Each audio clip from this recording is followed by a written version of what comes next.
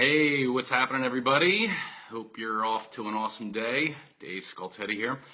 Today, I want to talk about finding the right people for your business. You know, in business in general, the success is really hinged on the people that are associated with it. And I found over the last 23 years that the best parts, the largest parts of my organizations were kind of led by people with certain characteristics. And so yeah, it's super important to find the right people. So if you're interested in finding the right people, you may want to take note of what I'm about to share with you.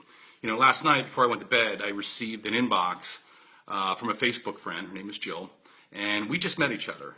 She purchased my book, and she read it, and you know, she just reached out to me, and she, you know, in a very respectful way, wanted to see if I was interested in her opportunity.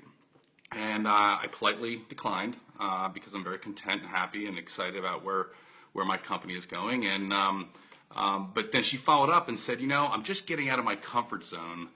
I'm just trying to find the right people. You know, her words, I think, were recruiting up, which is critical, you know, in this business. So I really appreciate that. And Jill, if you're watching this, thank you for reaching out. You've inspired me to do this live. So who are the right people? Well, I'm going to give you 10 characteristics of what I feel the right people will have. And if you find these type of people, you know, you're more likely not to see your business grow. Number one, people of influence. This is an influencer business, okay, as every business is in general. But if you find the people who have influence and, more importantly, are willing to use it, awesome things can happen. Okay, so as you're on your journey, find people of influence. Number two, people who are leaders. And these leaders come in all shapes and sizes. They could be leaders of their church. They could be leaders of another business, an organization. They could be coaches or teachers who lead groups of people. And these type of people who have leadership skills or are willing to learn the skill sets to develop them, can be very valuable to your business. Number three, people who are self-motivated. I mean, think about this for a moment. How many times have you enrolled somebody and they got enrolled either on emotions or for some reason, but they really weren't that motivated, and you felt it was how much heavy lifting it was to really drag them, you know, through the process. It's not worth it. Okay, find people who really want it. They're self-motivated already. Number four, people who are happy and well-liked. I mean, think about that for a moment. You know, people that are genuinely happy and walk around with a smile on their face tend to attract other people, right? And they tend to be more well-liked. And when they're well-liked, they have the law of attraction kicking in for them. And when they have the law of attraction, it's easier for them to go out and talk to people about their product, their service, or maybe their opportunity, okay? Number five, people of integrity, okay? I can't stress that simple word enough. Integrity is critical in life. It's critical in this business.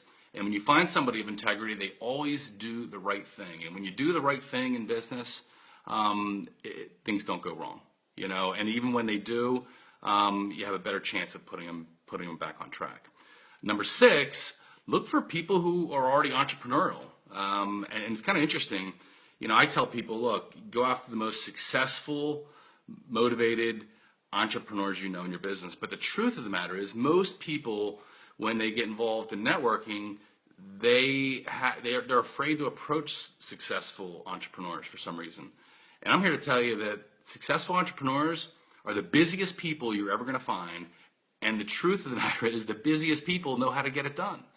So don't be afraid to look outside the box, because lots of entrepreneurs, they're entrepreneurs for a reason, but they're not always content, if you will. So talking to entrepreneurs is a really important one.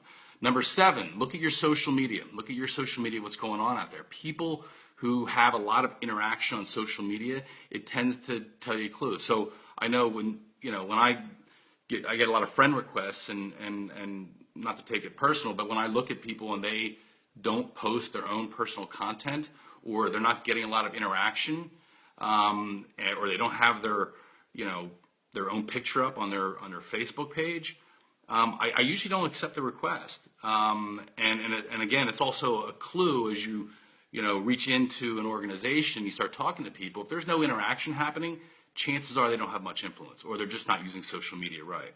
Okay. Number 8, good communicators. Communication is key. I got to tell you, there's a chapter in my book, Ripple Marketing. It's called Winning Friends and Influencing People. It was inspired by Dale Carnegie's book, How to Win Friends and Influence People.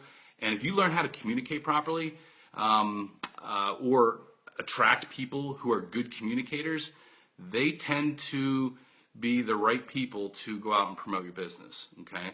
So number 9, people who like helping other people. I mean, for those of you who work with me, you know that is my biggest mantra: help other people advance, right? It's not about you. So people who go out and help people, whether they do it professionally or it's just natural in their nature, they are fantastic networkers, okay? And they get it.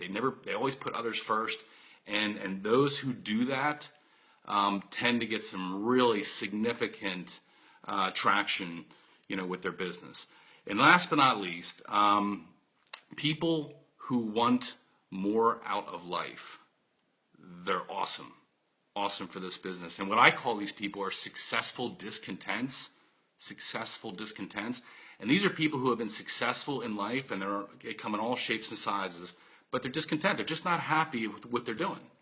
And so if you go out and find those people, have the right conversations, ask the right qualifying questions, really see where they're at, and maybe identify that pain, that discontent that they're having, you can open up the door to have a real healthy discussion about the network marketing model and what it can do for them. I mean, honestly, lots of my friends are successful discontents. I have a lot of friends that are really successful, but I'm not sure how happy they are with what they're doing. So anyhow, I just wanted to share that with you. Again, I want to thank Jill for inspiring me to do this live and reaching out to me. If you got some value, feel free to share this with other people who may be looking for the right people. And if you want to learn how to approach the right people, because most of those people, if you really think about it, are on your chicken list. Actually, here's an exercise for you. Take those 10 characteristics that I just gave you and write a list of 20 people that you know that have at least 3 or 4 of those traits. And chances are they're going to be people that you may have a little fear to approach them because you don't know what they're going to think of you when you do so. But I'm here to tell you it's okay, because you just never know what's going on. But if you want to learn more about how to approach these type of people, read Chapter 11 in Ripple Marketing here. You can just go to my website, davidscultetti.com, or go on Amazon, whatever's easier for you. But anyhow, listen, it's an awesome day here in Jersey. Have a grateful day. You deserve it. Bye for now.